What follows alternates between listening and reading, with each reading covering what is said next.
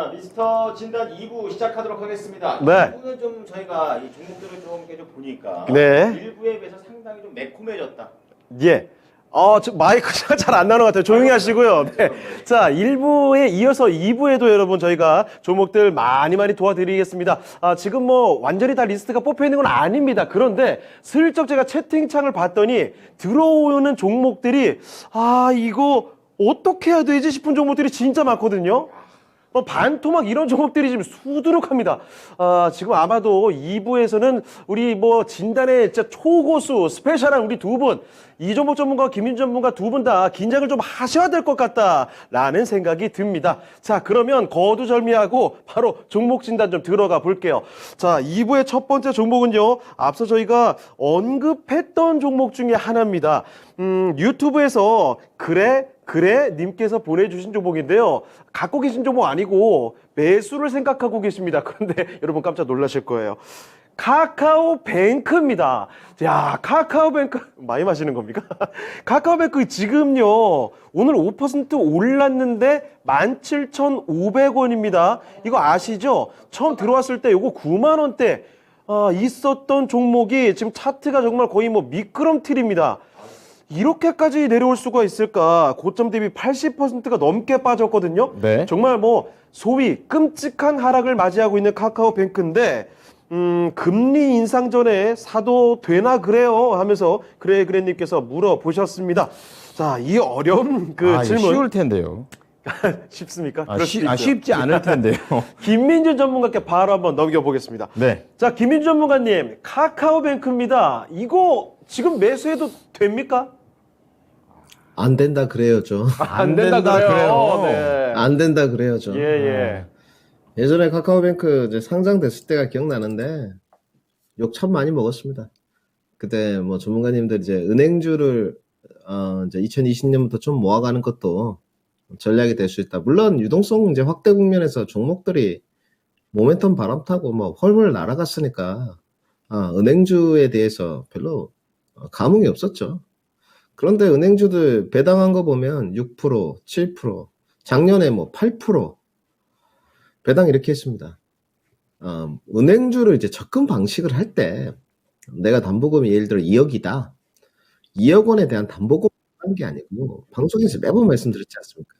다 월급 타시고 장사하시고 이런 돈들 있지 않습니까? 조금씩 적금 들어보자. 우린 주식하는 사람이니까 은행에 적금 들지 말고 은행 주식을 좀 사서 금리 인상 구간이 결국은 올 터이니 분명히 2년 전부터 말씀을 드렸죠. 그 은행주들 벌써 6,000원, 7,000원 하던 뭐 기업은행부터 보시죠 한번. 기업은행 주가가 코로나 때 5,860원이었습니다. 11,000원까지 갔습니다. 2년 배당받고 11,000원까지 갔고 주가 100% 넘게 뛰었고 이렇게 좀 담보금을 이용하지 않고 저축 형식으로 좀 해보자. 그런데도 반대 엄청 많으셨어요. 근데 그때 이제 반대에 부딪힌 게 이제 카카오뱅크에 또 대립선이 좀 있었습니다. 각자의 의견이나 뷰가 틀리기 때문에 충분히 리스펙을 하고 있지만 카카오뱅크만큼은 절대 동의할 수가 없었어요. 새로운 플랫폼 형식의 은행이다. 혁신적이다.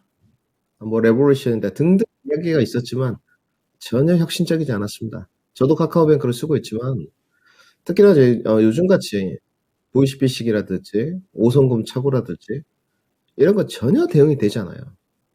전화 연결 한번 하면 함흥차사입니다. 일단 서비스 측면에서도 좋은지 모르겠고 그 다음에 두 번째 주식으로 넘어와서 밸류적인 측면에서 다른 은행들보다 싸느냐 전혀 그렇지 않아 보이고요. 실적 부분 분인에서 다른 은행들보다 실적이 뛰어나냐 전혀 그렇지 않아 보입니다. 저는 여러 가지 측면을 또 봤을 때지만 아직까지는 분명히 변화해야 될 은행주의 시도가 있을 거예요. 근데 다른 은행들도 5대 금융지주사들도 변화와 혁신을 꾀하고 있습니다. 카카오뱅크 같은 시스템 다 갖고 있어요. 오히려 저는 카카오뱅크가 이제 지점을 만들지 않을까 이런 생각을 갖고 있습니다. 아직까지는 우리나라 국내 사람들이 편리성은 있지만 무슨 일이 벌어졌을 때 대응 방안에 관해서는 보수적이에요. 그러면 카카오뱅크에 정직원들이 800명 정도 되는데 우리 사주를 매수했던 사람들은 어떻냐? 뉴스에도 나왔죠. 영혼까지 끌어다가 우리 사주 매수했는데 뭐 이혼하느니 파혼하느니 이런 뉴스까지 나오고 있습니다. 심지어 카카오뱅크 자체 내에서 직원들 대상으로 대출까지 해주고 있어요. 그 말이 즉슨 무엇입니까? 자기들이 이제 우리 사주 매입했는데도 주가가 지금 이게 9분의 1 토막이지 않습니까? 고점 대비. 차트 모습 보시면 94,000원짜리가 지금 17,000원이에요. 그러면 카카오뱅크 떨어질 동안 가장 중요한 게 종목할 때 뭡니까? 내 섹터가 지금 섹터가 내려가는데 내 종목도 내려간다. 그럼 문제 없습니다. 내 섹터가 내려가는데 내 종목이 좀 덜 내린다. 그럼 좋죠. 섹터가 올라가고 있어요. 2차전지가 올라가. 내 종목 2차전지 갖고 있는데 안 올라간다. 문제가 있는 거죠. 다른 은행주들 보시죠. 기업은행. 지금 차트 보시는 모습이. 그 다음에 KB금융, 하나금융지주, 카카오뱅크. 다시. 카카오뱅크가 계속 내릴 때도 다른 은행주들은 어느 정도 버팀목 역할을 했어요. 그 말인 즉슨 카카오뱅크에 대한 어떤 플랫폼이 시장에 상당히 인기나 새롭지 않다는 거죠. 이제는 좀 실상을 들여다본다고 이렇게 말씀드리고 싶습니다. 굳이 지금 카카오뱅크를 사가지고 배당도 안 주는 은행들을 사서 좀 혁신적인 플랫폼이지 않나? 앞으로 주가 반등이 있지 않을까? 이런 반등세를 노리는 것은 저는 의미 없다고 보여집니다. 뭐 잘 가봤자 리바운드 측면에서 2만원 정도? 굳이 무모한 도전하실 필요 없고요. 카카오 그룹주 자체가 마찬가지인 것 같습니다. 뭐 네이버나 카카오 플랫폼의 대표주 인터넷주들도 뭐 바닥권에서 좀 해보고 있는 측면이고 카카오뱅크도 마찬가지입니다. 저는 그래서 반대 의견 드리고 싶고요. 차라리 지금 저가 매수를 할 수 있는 중장기적으로 보게 되면 반도체도 있고 뭐 제약바이오도 있고 하다못해 또 자동차도 있고 충분히 매력적인 섹터들이 많이 있는 것 같습니다. 가치주 쪽에서 굳이 밸류에이션이 좋지도 않고 혁신적이지도 않는 카카오뱅크를 매수할 이유는 없다. 이렇게 정리해드리겠습니다. 네, 그래그래님께서 신청해주신 카카오뱅크입니다. 네. 사실 그 차트만 슬쩍 보면은, 오? 이렇게 많이 내려왔어? 사야 되겠네? 바닥이지 뭐 이 정도. 네, 이런 생각이 드실 수도 있는데 그렇지 않다라는 거예요. 카카오뱅크 또 어디까지 내려갈지 알 수가 없는 거고 그렇죠. 만약에 반등이 나온다고 해도 기껏해 한 2만 원 갈까? 여기서 기대할 수 있는 종목이 아니다라는 점을 분명히 해주셨습니다. 네. 지금 채팅창 통해서 그래님께서는 좀 약간 실망하신 것 같은데 왜 안 된다 그래요? 라고 질문을 해주셨는데 아무쪼록 설명한 내용들을 다 이해하셨으면 좋겠습니다. 알겠다 그래요. 바로 보니까 충분히 이해하셨군요. 네, 그래님께서 납득을 하신 것 같아요. 아무쪼록 이 카카오뱅크 말고 다른 예. 종목 쪽으로 공략을 해보시면 어떨까 싶네요. 네, 이렇게 카카오뱅크 매수 문의에 대해서 종목 진단 도와드렸습니다. 그렇군요. 자, 카카오뱅크 참 사연 많죠. 네. 자, 그럼 이번에는 드룹조아 드룹 맛있죠. 자, 드룹조아님께서 네. 요즘 완전 핫한 종목입니다. 뭐죠? 상한가의 주인공, 예, 어, 신라젠입니다. 신라젠이요. 2년 7개월 만인가요? 그 언제적 신라전인가 싶은데 이 거래 재개되자마자 어제 오늘 계속 연상 치더라고요. 그래서 그 연상으로 연결하셔서 예. 우리 드룹조아님께서는 네. 다음 주도 5일 동안 거래되는 동안 계속해서 5연상 할까요? 이렇게 말씀을 하십니다. 5연상이요? 그러니까 상한가 이거죠.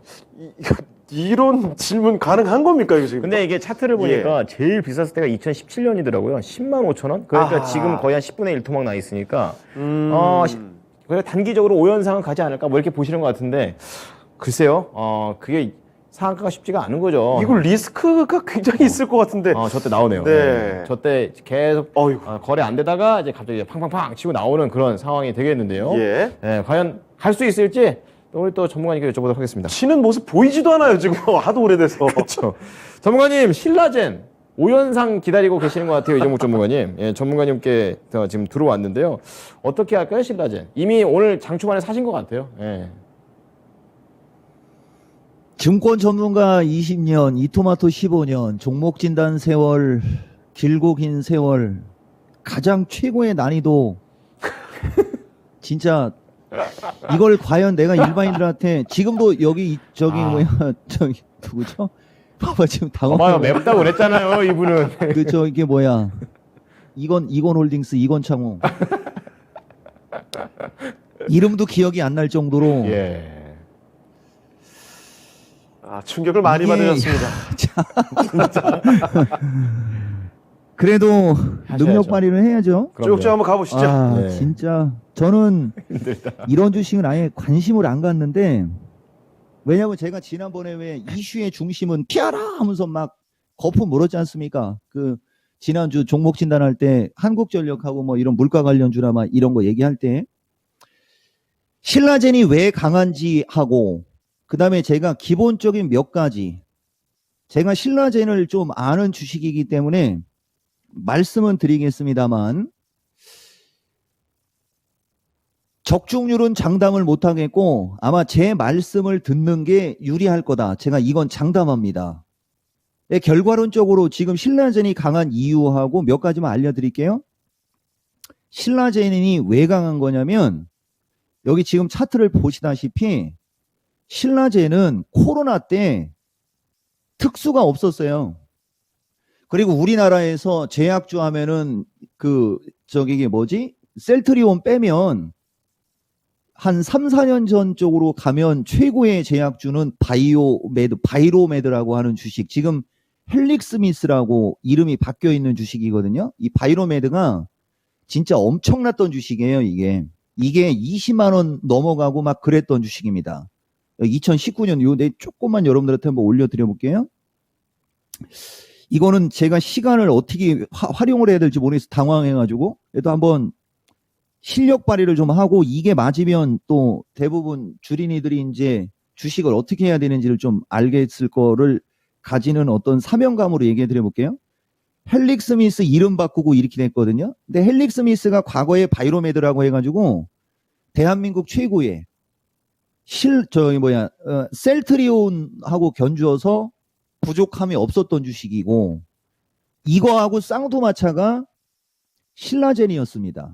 이거는 보이지도 않아요, 여러분. 이게 그거 뉴스 하나 가지고 2017년도에 6,000원대에서 10만 원까지 갔다가 박스권 그리면서 코로나 터지기 전에 이제 횡령 배임, 저는 대주주가 횡령 배임 사건이 발생된 주식은 관심 종목에서 아예 삭제시켜버리는 사람이기 때문에 아까 그런 말씀을 드렸고 신라젠이라는 주식은 워낙 유명했던 주식이니까 제가 알고 있는 지식하고 이제 그런 걸 말씀드리는 거예요.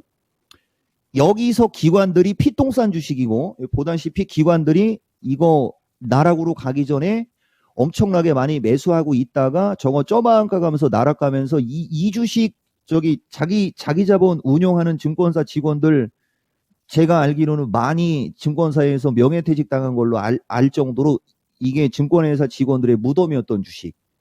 정말 투자자들의 뭐라고 해야 될까요, 이걸? 영혼까지 탈탈 털었던 주식이거든요. 그러니까 이런 주식은 원래 개인들한테는 얘기를 하면 안 되는데 어떤 그런 과정이 있었기 때문에 그리고 코로나 때 다른 제약주들 뭐 녹십자 같은 거 5배 막 이런 식으로 막 뭐 종근당 같은 거 막 어마무시하게 급등을 할 때 저 주식은 거래 정지가 돼가지고 보이시죠? 2020년 거래 정지가 돼가지고 오히려 땅굴을 판 어떻게 보면 보복성 주가의 움직임이라고 할까? 이거 상장 폐지 될 거 예측하고 공매도 때렸던 사람들 지금 또 피똥 쌉니다. 그러니까 이 주식은 진짜 여러 사람 피똥 싸게 하는 주식이에요. 그래서 저는 주린이들한테는 이런 주식은 안 하기를 권해드리고 거의 투기적으로 트레이딩을 소액으로 한다. 그럴 때는 말리지는 않습니다. 그렇지만 만약에 본인의 투자 자금이 소중한 자금이거나 뭐 대부분 주식하는 사람들한테 소중하지 않은 자금은 없지만 그 느낌을 이해를 하셔야 돼요. 이 돈은 없어도 된다. 그런 느낌의 돈으로 단타 치는 주식. 최근에 상장 폐지를 면하면서 이 주식이 세게 올라가는 이유 제가 부랴부랴 찾았거든요. 보다시피 M2N이라는 주식은 다시 피똥 쌉니다. 또 이거 최대 주주로 올라탄 M2N은 또 피똥 싸고, 이게 이제 신라젠 최대 주주하고 신라젠 조합하고 그다음에 M2N 최대 주주들이 있죠. 여기 보시면 M2N 그다음에 뉴 신라젠 투자조합 1호 이거가 보호 의무가 2000 몇 년도죠, 여러분? 이게 2025년 10월 12일까지 저 사람들이 주식을 못 팔게 다짐을 받았어요. 그러니까 물량이 없는 거죠. 무슨 말인지 이해가 되시죠? 최대 주주가 가지고 있는 주식은 2025년까지는 시장에 못 내놔. 상장 폐지 전에 탈탈 털릴 만큼 사람들 다 털렸어. 그러니까 이건 물량이 잠겨버린 거예요. 그러니까 애들이 장난치기 딱 좋은 거죠.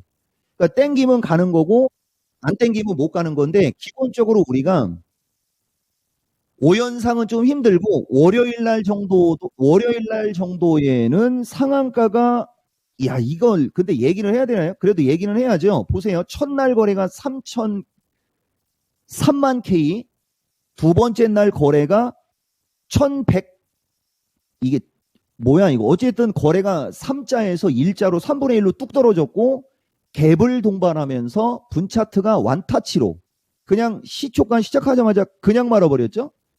이게 원래 제가 교재, 급등주 매매법 교재를 이거 찾아갖고 얘기하면 되긴 되는데 시간 걸릴 수 있으니까, 그러니까 이 주식은 월요일 이후에 주가 추이를 잘 보실 때 뭘 보셔야 되냐면 거래량이 터지는 걸 보셔야 돼요. 그리고 흔들어대거나 왔다 갔다 하는 폭이 크면서 거래가 늘어나면 다음날 위험합니다.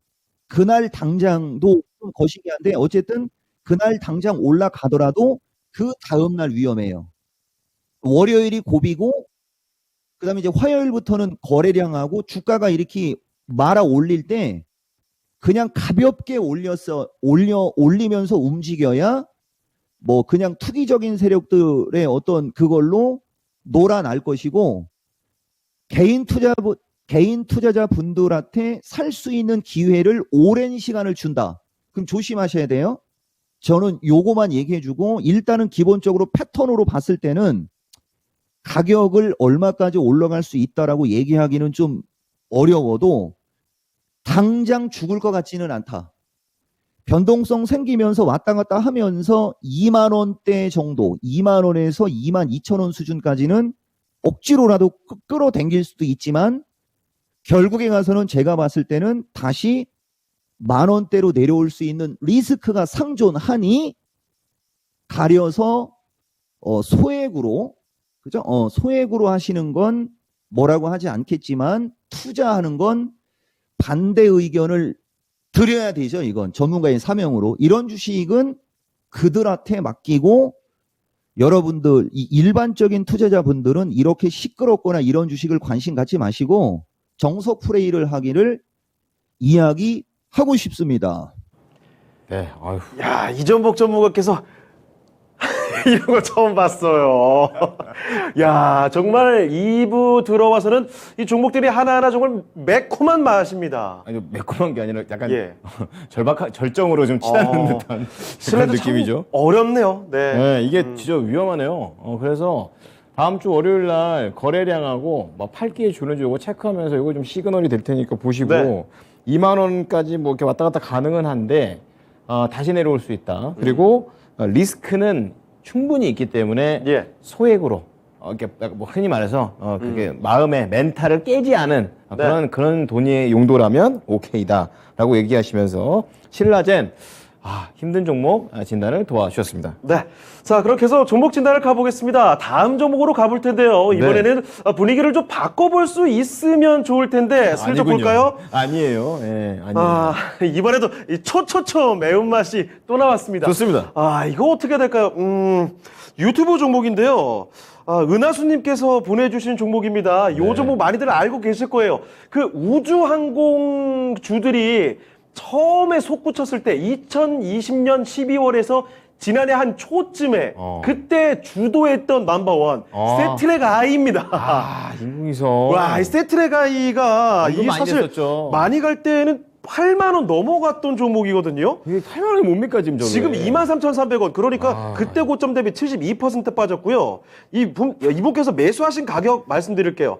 66,000원에 15%입니다. 네. 66,000원과 비교해 봤을 때도 65% 정도가 빠져 있는 거예요, 지금. 아하하, 이런. 와, 이게 어디까지 더 내려갈까라는 걱정이 굉장히 커지는데 네. 이 기다리면 수익 실현이 가능할까요? 수익? 저는 손실 줄이는 것도 지금 쉽지는 예. 않을 것 같긴 합니다만. 쉽지 않아요. 자, 그럼 김민준 전문가께 지금 노크 좀 한번 해보겠습니다. 지금 얼굴에 미소를 억지로 지금 띄우시는. 김민준 전문가님, 이분 난이도 심상치가 않습니다. 세트레가이 지금 60% 넘게 내려가 있습니다. 수익 이거 기대할 수 있겠습니까? 어떻게 보세요? 갑자기 금산 전문가님 보고 계시는데 이거 이제 이렇게 보셔야 되겠죠. 누리호 발사 기대감이 뭐 5월, 6월까지도 있었고, 이 종목이 나쁜 종목은 아닙니다. 분명히 우주항공 테마를 탔을 때 바람을 좀 탔고, 뭐 카이 한국항공우주, 하나 에어로스페이스, 뭐 세트레가이 등등 많았죠. 인텔리엔테크. 지금 그런데 이제 우주항공 산업 분야가 분명히 성장주의 한 축인 건 맞습니다. 뭐 그거에 대해서 반대하는 사람은 아무도 없어요. 그런데 과연 앞으로도 순환매가 돌 때 우주항공 산업이 예를 들어 이제 순환매가 돌아와서 시장에 한 축을 차지했을 때 예전 같은 시세 분출을 보여줄 수 있을 것이냐? 이거는 제 주관적인 생각입니다. 또 본부팀에 전화 올 수 있기 때문에 이 세트라가이 차트 모습을 보시게 되면 세트라가이가 10,000원, 뭐 15,000원, 20,000원 여기서부터 80,000원까지 갔지 않습니까? 주가가 거의 400%, 4배, 5배 뛰었는데 이 실적 가지고 여기가 제약 바이오도 아니고 4배, 5배 합리적인 의심을 해봐야죠. 네. 우선은 작년에 실적이 좋지 않았습니다. 10분의 1 토막 났어요. 2020년에만 137억 찍고 2021년에 13억. 올해도 1분기 때 좀 흑자 턴어라운드 하나 싶더니 2분기 때 적자. 그러면 첫 번째 실적 부분은 기댈 게 없죠. 그러면 우리가 주식을 살 때 여러 가지 사유가 있지만 모멘텀, 실적, 수급, 밸류, 거기다 기술력, 또 주식은 끼라는 게 좀 있어야 됩니다. 그래야지만 가거든요. 그런데 우선 실적 없고, 자, 수급이 있나 볼게요. 수급 없죠. 당연히 우주항공 테마 쪽으로 오지 않죠. 수급 없고요. 그럼 모멘텀이 다시 한번 바람이 불어야 되는데 우주항공 테마가 지금 모멘텀이 불었을 때 지수가 저점이에요. 오늘도 대형주 이제 반등세가 강했어요. 코스닥보다 코스피가 딱 좋았지 않습니까? 태가 나죠. 오늘 코스피 2,600억 매수, 코스닥 1,800억 매수. 대형주도 오늘 반등 뭐 전 섹터가 다 좋았지만 좋았습니다. 그리고 가장 중요한 거 여기 이제 전환사채 발행했을 때 이제 전환사채까지 CBW까지 가게 되면 일반인들이 접근하기가 어려워요. 신주인수급 부사채라든지 전환사채까지 가게 되면 이 전환사채 가격이 처음에 나왔을 때 가액 조정을 다 합니다. 안 할 수가 없어요. 여기도 세트라가이도 전환사채 가격이 처음에 38,000원이었는데 가액 조정을 해서 32,000원이에요. 그러면 32,000원까지는 보통 가액 조정을 했으니까 두 가지로 해석할 수 있겠죠. 좀 붙일 수 있겠구나. 근데 실적이 안 좋고 주가가 더 밀려요. 그러면 또 전환사채 가액 조정이에요. 전환사채 가진 사람들은 손실 안 나죠. 주식으로 전환할 수도 있고 이자도 받아 먹을 테니까. 그런데 일반 주주들은요. 다르죠. 네. 그러면 지금 모멘텀 없고 실적 없고 수급 없고 반등세가 나올 이유가 없죠. 오늘은 그냥 지수 반등에 따른 전체적인 섹터 반등, 저가 매수, 리바운드로 봐야 되겠죠. 그래서 오늘 상담 받았던 것 중에 지금 가장 가슴 아픈 것 같아요. 단가도 66,000원에 15%. 그러면 지금 3분의 1 토막. 그런데 이제 소형주들은 모멘텀을 좀 타고 전환사채가 이제 막 발행돼가지고 하면 나중에 다시 한번 불을 붙을 수가 있어요. 그런데 지금 실적도 안 좋고 쌓아놓은 수주잔고도 그닥 많아 보이지 않습니다. 거기다가 또 전환사채 물량들이 쏟아져 나올 것이고 이걸 더 해소하면서 가야 되고요. 주가가 66,000원까지 가기가 쉽지 않죠. 네, 그래서 이 부분에 관해서 이제 전략을 두 가지로 짜야 됩니다. 좀 장롱 속으로 들어가서 묻어둘 것이냐, 아니면 추가 매수를 할 것이냐, 두 가지인데, 추가 매수는 무조건 반대고요. 추가 매수를 한다고 해서 주가 반등 동력이 나올 수가 없습니다. 단지 이런 부분은 가능하겠죠. 내가 다른 종목으로 순환매를 좀 해가지고 거기서 수익이 창출된 부분으로 그 수익 창출된 금액만 계속 매집을 좀 해가는 전략으로 단가를 장시간 동안 낮추는 것은 가능할지 몰라요. 그런데 그것도 굉장히 인내심이 좀 필요하겠죠. 이런 것도 시청자님 비중이 15%이기 때문에 가능한 거예요. 저는 일단 지금은 손절은 의미 없다고 보여집니다. 네, 솔직히 말씀드려서. 이거 뭐 3분의 1 토막 났는데 위로를 좀 드려야 될 것 같고, 손절은 의미가 없고요. 굳이 내가 그래도 전문가님 손절을 좀 해야 되겠습니다 하면 리바운드가 어디까지 가능할 것이냐, 그러면 딱 전환사채 가액 조정까지, 단지 리바운드가 나올 동안 또 전환가액 조정이 있으면 안 되겠죠. 이 부분은 좀 체크를 가셔가셔야 될 것 같고, 리바운드 목표가는 딱 전환가액 조정 밑에인 29,000원 제시도록 하겠습니다.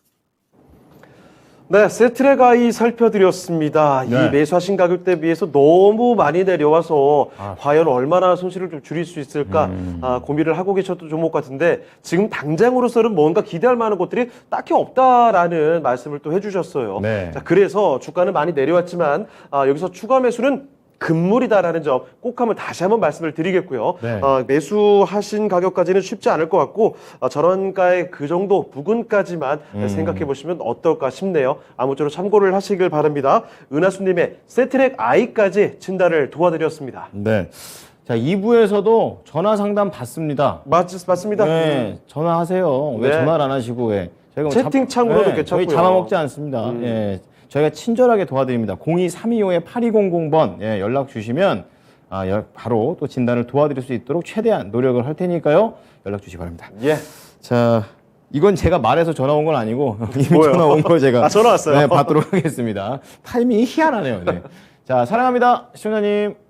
네, 사랑합니다. 예, 오래 네. 기다리셨습니다. 자, 우리 시청자님께서 가장 궁금하신 종목 어떤 종목이신가요?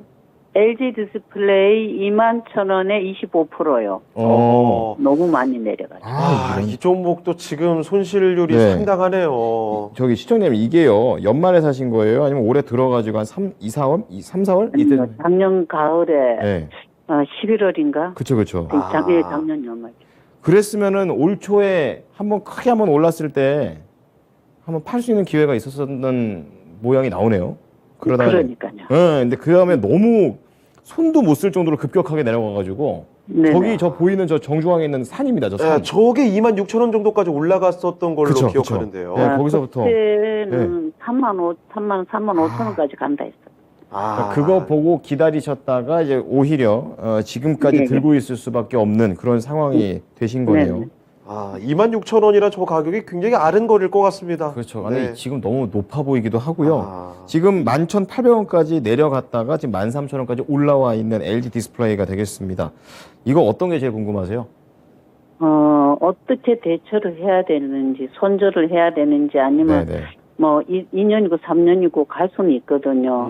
이렇게 급한 가지고 자금은 가는 건지 아니시군요. 어떻게 예. 할지 몰라. 그러시군요. 그러면 이제 좀 최대한 우리 시청자님께서 잘 좀 진단을 받을 수 있도록 기다릴 수도 있다. 또 이렇게 네. 얘기해 주셨으니까 또 한번 진지하게 수익을 낼 수 있는 방향으로 한번 알아보도록 하겠습니다.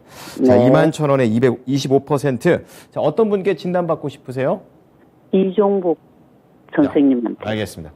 자, 이종복 전문가님 LG 디스플레이입니다. 이 종목 참 쉽지 않은 것 같은데요. 어떻게 해야 될까요? 그쵸. 예. 제가 진짜 반도체 쪽이나 뭐 이런 쪽 가끔가다 얘기를 해도 한 번도 얘기를 안 하는 주식인데, 이것도 이게 단 한 번도 이 주식은 여기 2008년 금융위기 이후에 이게 원래는 여기서 딱 붙어서 올라갔을 때 2018년도 이후에 주가가 좀 이쪽 방향으로 이렇게 올라가는 어떤 그런 흐름을 탔어야 되는데, 여기서 무너지면서 이게 하나의 산을 더 만들어 버렸어요, 이게. 그러니까 이 주식은 지금 거의 뭐 15년 이상 이 하락 추세를 넘어간 적이 없는데 해필이면 이건 LG 디스플레이지 않습니까? 지금은 이제 디스플레이는 한물 갔는데 이쪽이 이제 다변화를 하고 좀 그렇게 해야 되는데 최근에 뭐 반도체 업황 보시면 아시겠지만 반도체 관련주들이 다 울상이 됐거든요. 근데 제가 과감하게 이분한테 어떤 전략을 제시해 드릴 수도 있는데 절반 정도만 내가 한번 얘기를 한번 해드려 볼게요. LG 디스플레이는 우리나라에서 가장 늦게 움직이고 가장 늦은 종목. LG전자도 한번 움직이면 바람 타서 이렇게 올라가는데, 그죠? LG전자도. 그 다음에 LG는 LG이노텍이 주력이죠. LG이노텍이 애플 쪽하고 연결되면서 이렇게 잘 가는데 왜 같은 LG자가 붙었는데 얘 디스플레이만 못 가냐? 말 그대로 얘는 디스플레이. LG 디스플레이는 어떤 그 우리가 반도체 쪽이나 이쪽 그 전기전자 쪽을 봤을 때 좀 무겁고 늦고 실적 전망치가 거의 좋게 나오는 경우가 없다 보니까 늦는 거예요. 그러니까 이 주식은 갖고 계시면 진짜 좀 힘드실 수 있어요. 아까 제가 뭐 제약주 같은 거는 뭐 반토막이 나고 반에 반토막이 나도 갖고 가면 뭐 본전 회복할 수 있다 이런 말씀 드렸지 않습니까? 손실난 주식을 손절매를 한 상태에서 그런 쪽으로 바꾸는 건 결단력이 필요하고 한번 절반이라도 그렇게 하시라고. 그리고 나머지 절반은 뭐 진짜 억울하면은 이건 거의 증여할 수준 정도로 길게 봐야지 될 것 같은데 지금 시장의 분위기상으로 제가 LG 쪽을 상당히 좋아하거든요. 예. 우리 형도 LG 저기 그래서 제가 LG는 웬만하면 좋게 보려고 하는데 LG 디스플레이는 너무 무거워요. 그래서 어쨌든 장이 반등 주고 하고 그럴 때 제약주나 지금 다른 반도체 관련주들 정말 많이 빠졌거든요. 같은 반도체 종목들. 제가 대표적으로 원익 IPS 뭐 이런 거 얘기하는데 원익 IPS 보세요. 59,000원짜리가 저분 이거 질문하신 분 LG 디플 21,000원대 정도로 한번 생각해 보고 이것도 고점 매도를 못했다라고 보고 어설프게 그냥 한 4만 원대 정도 샀다라고 우리가 보면 4만 원대 정도에 매수하셔서 물린 분이 있다라고 보면 저는 원익 IPS는 길게 보면은 회복할 수 있다라고 얘기를 하지만 LG 디플은 무겁고 얘가 21,000원을 가려면 종합이 최소 하락 추세를 돌려서 350으로 가야 되거든요. 지금 종합이 350 넘는다고 하는 사람들 아마 없을걸요. 저도 350을 넘는다고는 안 보거든요. 길게. 지금 현재 시점에서는. 어느 정도 올라갔다가 제가 이따가 후반에 뭐 정리는 해드리겠지만 저는 한 번은 다시 되밀리고 이런 쪽을 보기 때문에 사실 좀 우울해요. 이 주식은. 대신 이제 연말 연초 쪽으로 가면서 종합이 한 330 수준 정도 길게 봤을 때 330 수준으로 갈 때는 이 주식도 주식이니까 올라갈 수는 있을 거고 가격적으로 봤을 때는 18,000원 정도 17,500원에서 18,000원 정도는 무난히 갈 수는 있을 것 같아요. 근데 이제 매수하신 가격대 본전 근처 이렇게 도구군 이게 뭐 엄청나게 고생을 하고 본전에서 파는 투자는 하면 안 됩니다. 여기 이토마토 시청자분들한테 제가 그런 말씀 드리면 이렇게 고생을 하고 본전에서 파는 건 억울하죠. 근데 절반의 물량은 17,500원에서 18,000원 수준 정도로 근데 얘가 이쪽으로 가면 다른 IT도 다 올라갈 텐데 그래도 제가 그냥 정석으로 해드려 볼게요. 저는 LG 디플은 장기 투자하지 마시라고 해주고 싶고 절반의 물량은 투자자분이 한번 고민을 좀 더 해보시고 절반의 물량 정도는 17,500원에서 18,000원 정도의 손절을 하시면 10% 정도 손해본 거지 않습니까? 다른 반도체 소재 재료 쪽 디스플레이 말고 그 다음에 제약주 그다음에 인공지능 로봇 관련주 이런 쪽으로 들어가시는 게 집안도 편안해질 수 있을 정도로 좋을 거예요. 그래서 제가 해드릴 수 있는 얘기는 이 얘기고 너무 무겁고 증권사에서 매수 레포트도 정말 안 나오는 주식 중에 하나 개인 투자자분들이 갖고 있기에는 너무 무거운 주식 뭐 이런 단점이 많은 주식이다. 요렇게 말씀드리겠습니다. 네, 시청자님, 이게 네네. 2만 천 원 오기가 정말 쉽지가 않다. 워낙에 무겁기 네. 때문에 우리 시청자님이 기다릴 수는 있다고 하지만 그게 사람이다 보니까 이게 기다리다 보면 언제 오나 또 이게 또 멘탈이 흔들릴 수 그렇죠. 있고 그래서 네. 정신 건강 차원에서 우선은 25%의 반 정도만 17,500원에서 18,000원 사이까지 올라오면 약간 덜어내서 좀 더 좀 가볍게 움직이셨으면 좋겠다 싶은 거고 나머지는 또 잘 갈 수 있는 종목들 영역에 대해서 아까 뭐 반도체 소재부터 뭐 인공지능 로봇 이렇게 얘기하셨으니까 네네. 거기에서 조금 손실을 메꾸는 방향으로 가보시자. 네. 장기 투자 절대 반대다라고 좀 얘기는 네. 하셨습니다. 예, 도움이 좀 되셨어요? 네네. 예. 아유 좀 네.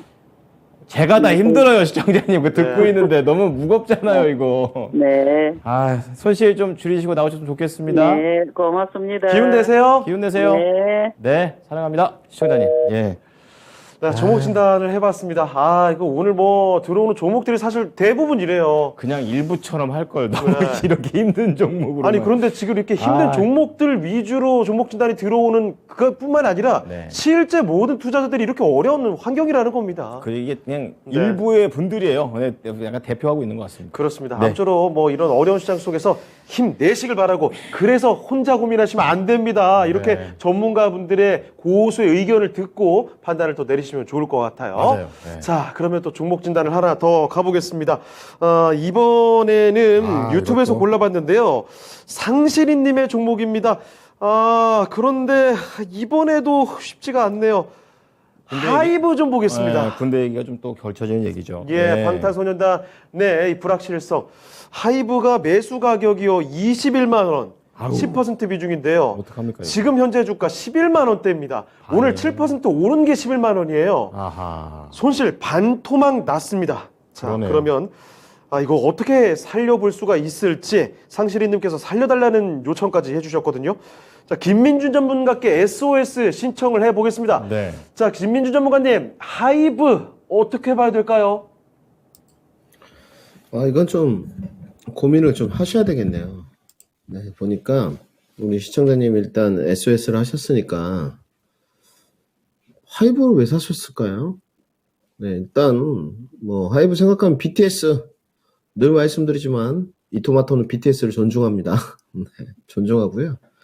아미 존중하고 있습니다. 그런데 BTS가 병영 문제가 좀 있지 않습니까? 이것도 여론조사를 했었는데 대한민국 국민의 절반이 반대했습니다. 어디에 반대했냐? 군대 안 가는 거예요. 약간 우리나라 의식이 병역 특례에 대해서 보수적이에요. 네. 그렇기 때문에 또 BTS 자체 내에서 군복무를 충실히 이행하겠다.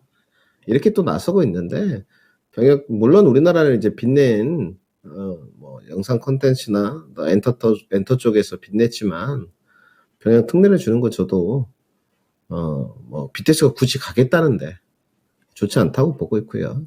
그러면 이제 BTS를 제외하면, 하이브에 주력 신인들이나 주력 지금 엔터테인먼트 안에 어떤 연예인들이 있느냐? 없습니다.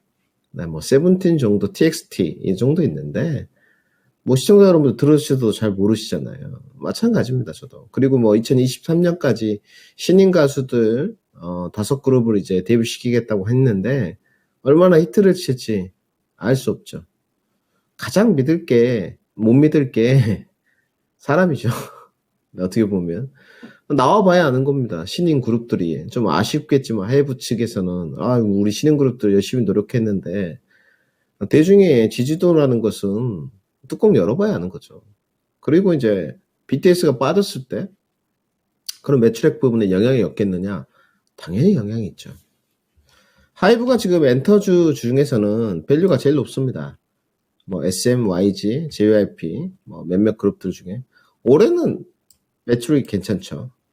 작년보다도 올랐으니까. 근데 내년을 보시게 되면 매출액이 딱 떨어져요.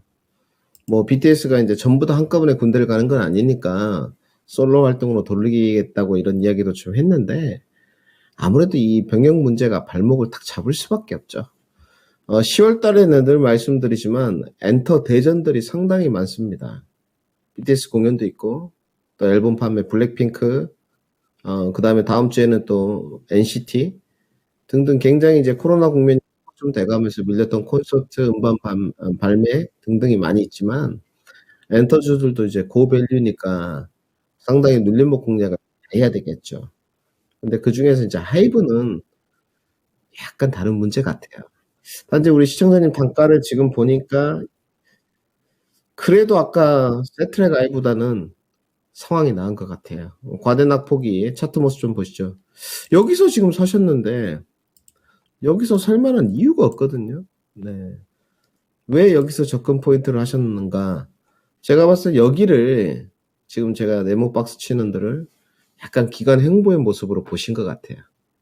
근데 기관 행보의 모습이 아니고 추세가 계단식 하락의 모습이었는데 조금 기술적인 거를 더 연마를 하셔야 될 것 같아요. 그리고 이제 지금 내려왔는데 여기는 기관 행보가 맞습니다. 단지 그럼 밑에는 뭡니까? 이제 여기는 과대 낙폭이에요. 과대 낙폭에 따른 다시 박스권 위로 리바운드는 가능하겠죠. 리바운드 목표가가 제가 봤을 땐 18만 원 정도 선이 최대치로 보입니다. 그럼 계산해보면 21만 원이니까 18만 원까지 올라오면 마이너스 10% 정도 손실이거든요. 제가 봤을 때 뭐 BTS가 군대를 간다고 하지만 그 정도까지는 하이브의 주가가 반등이 가능할 것 같아요. 오늘 또 그렇기 때문에 18만 원까지 11만 8천 원 7%가 올랐거든요. 그래서 저는 조금 추가 매수는 하지 마시고 보유해가지고 손실 줄이는 쪽으로 전략을 좀 짜보자. 최종 매도 목표가는 레인지 범위로 17만 원에서 18만 사이 포트 교체 의견 드리도록 하겠습니다. 네, 수익까지가 아니라 손실을 줄이는 차원에서 나오자라는 점 말씀해 주셨고요. 네. 최대 17만 원에서 18만 원까지 생각해 보시면 좋겠습니다. 자, 이렇게 하이브까지 종목 진단을 해드렸습니다. 네, 이제 질문 하나 바로 해야죠. 오늘 또 기다렸던 오늘 그 시간을 질문. 또 마무리 짓는. 예. 자, 이 종목 전문가께 질문 드리겠습니다. 그 장초반이 아니죠. 저희 1부 때 말씀드렸던 예. 다음 주 전략 여러 가지 이렇게 여러 얘기해서 가지. 또 여러 가지로 헷갈리게 만드시는데 네. 자, 그 부분 다 해소를 좀 해주시기 바랍니다. 시간 또 마켓 10처럼 15분밖에 못 드려요. 부탁드립니다. 예, 지금 상보 푸틴 바이든과 대화 필요 못 느껴. 어허. 또 저런 뉴스 나와버리네. 근데 지금 미국장이 살짝 흐르는데 파운드 쪽 영국 시장이 좀 유독 약하네요. 자, 한번 지금부터 설명을 드려보겠습니다. 뭐 아까 말씀드렸듯이 저는 뭐 슬쩍 이렇게 던지고 그러지 않습니다. 진짜 여러 가지입니다. 제가 우선 요점을 먼저 말씀드릴게요. 이렇게 많아요, 진짜. CPI는 넘었고, 저는 CPI는 결국은 꺾인다고 보거든요. 예, 이거는 이제 진행자가 아니고 저가 해야 되니까 제가 갈게요. 저는 마켓텐에서도 말씀드렸듯이, 저는 CPI보다는 PCE하고 기대 인플레이션을 더 주목하면서 보는 전문가예요. 기대 인플레이션이 CPI가 꺾이는 것을 선반영합니다. 일반적으로 제가 공부를 좀 했는데 공부했다고 하지 않습니까? 왜냐면 저는 공대생인데 펀더멘탈을 얘기하기가 좀 난감하죠? 그렇지만 공부를 하면 우리는 실전 경험과 어떤 이게 20년 가까이 되기 때문에 주식시장하고의 연관성은 붙일 수는 있어요. 자, 패스. 기대 인플레이션이 꺾이면 결국은 CPI는 꺾였습니다. 제가 자료를 하나 준비를 했는데 요런 게 이제 마켓텐에서도 얘기하면 좋은데 이제 시간상 얘기를 못 하거든요. 이게 이제 기대 인플레이션하고 CPI하고 그건데 보다시피 빨간색이 기대 인플레이션이에요.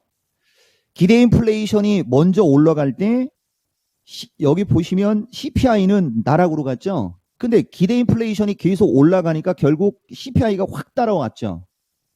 그 다음에 기대 인플레이션이 꺾이니까 CPI는 어마무시하게 꺾여 내려오죠.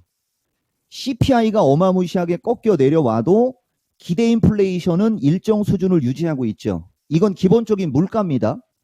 그 기대 인플레이션이 어느 정도 유지를 하는 상태에서 다시 기대 인플레이션이 올라가니까 이 밑에 있던 CPI가 여기까지 쫓아옵니다.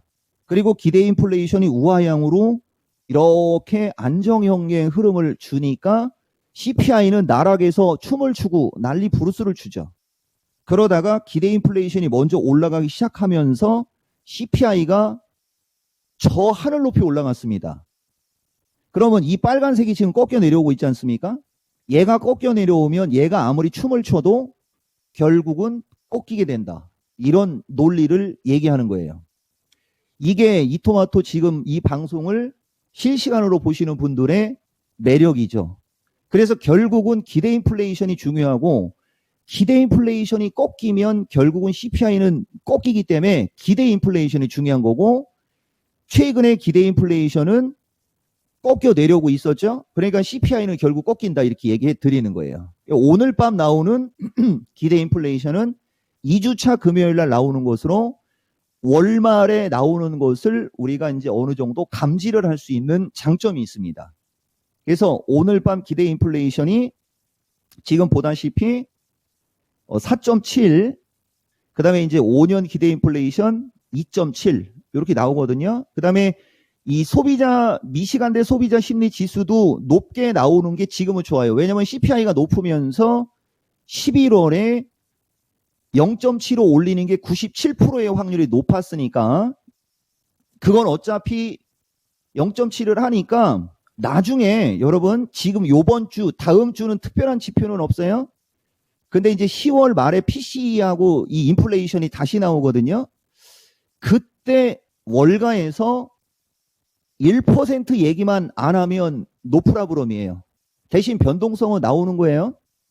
그리고 11월 달에 금리 인상을 해서 이제 기준금리를 4%로 딱 놓으면 12월 달 금리는 빅스텝 정도 수준밖에 안 되죠. 그러니까 이제 장은 변동성이 생기고 기간 조정 어떤 특징을 보이면서 주가가 형성될 확률이 높은 겁니다. 그래서 요거 잘 보시면서 요게 좀 밑으로 내려오면 주말이 편한 거고 요게 좀 뻘겋게 나왔을 때는 뭐 흔들릴 수는 있지만 그 다음 주에 예정된 지표들이 특별한 지표가 없는 점으로 봤을 때는 그렇게 걱정스럽지는 않을 수 있다. 요 정도 말씀드리고 다시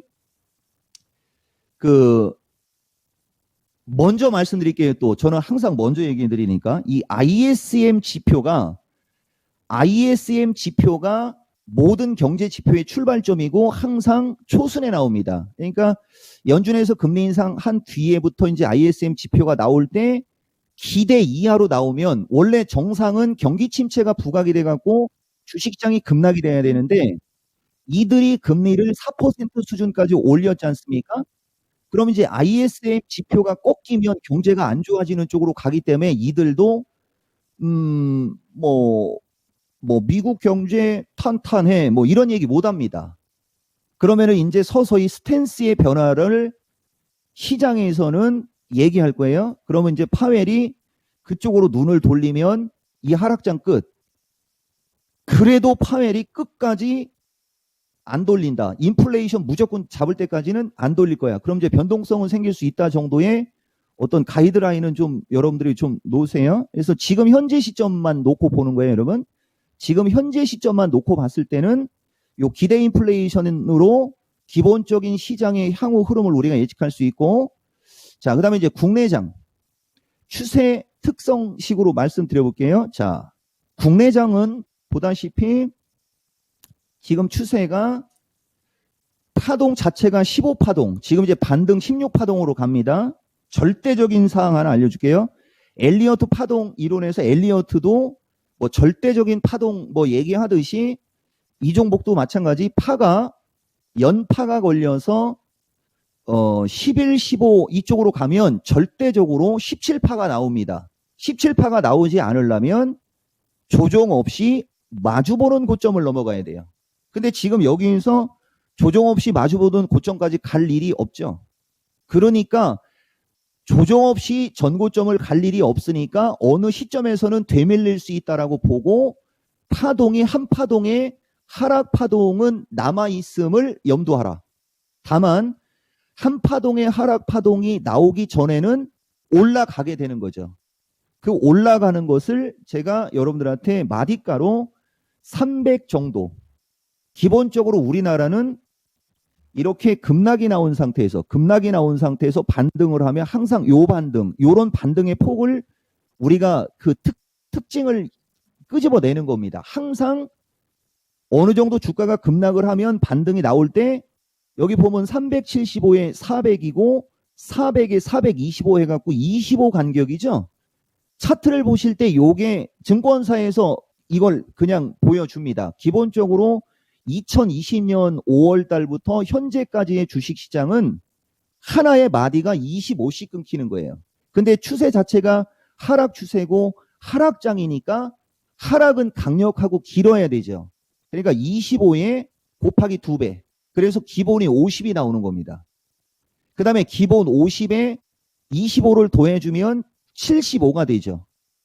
그죠? 그리고 여기 75에 25를 더해주면 또 100이 되고, 그래서 50, 75, 100 이런 식으로 주가가 빠지게 되면 지금 장은 이런 식으로 하락할 때 나오는 변동폭, 이게 우리가 마디가라고 하는 겁니다.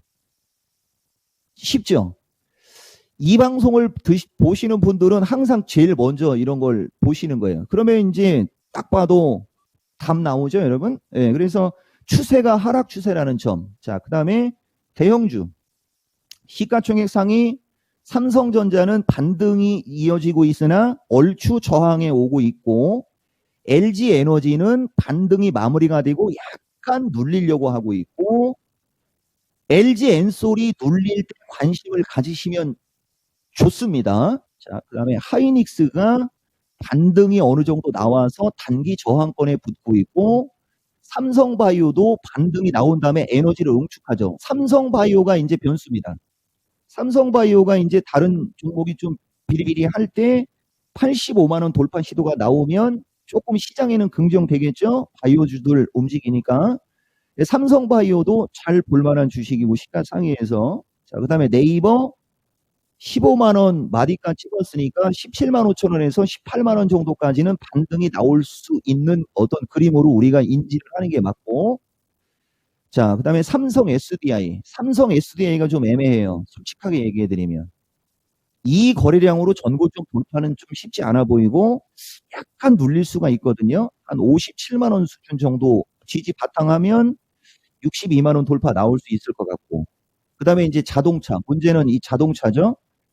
17만 원에서 18만 원이고 한 번 더 깰 수도 있어요. 현대차는 15만 원을 좀 봐야 되니까. 그 다음에 LG화학이 이거예요. 이게 좀 확실히 약하죠. 그러니까 LG화학이 60만 원을 돌파하느냐 아니면 52만 5천 원을 지지하느냐.